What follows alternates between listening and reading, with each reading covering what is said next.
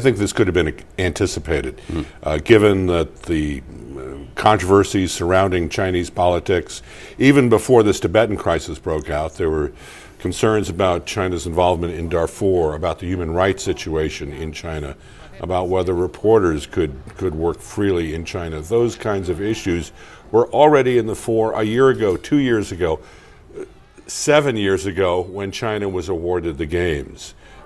This is not a new phenomenon for people to have concerns about China hosting the Olympics. And I think the IOC could have looked at this a little bit more sagaciously and predicted that there might be trouble along the relay and maybe not approve a project, a relay, that was as extensive as this or required such exposure to potential protests as it goes from city to city with long routes, as was experienced in Paris and London, which was a problem. Well, how could they do things then to get that kind of symbolic power without subjecting it to the vulnerability that you just described? Well, perhaps they could have limited the event to just one ceremony in each city, making it a more symbolic event, having it in a large arena where thousands and thousands of people could come see and witness this event.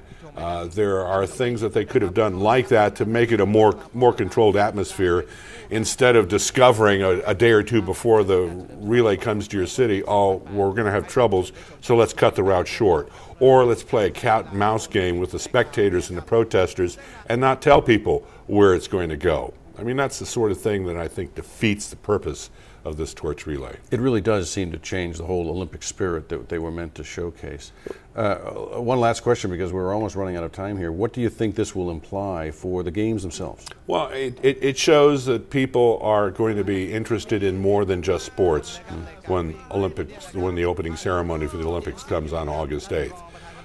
Certainly at some point the athletes, the sport, has to come into focus for these Olympic Games.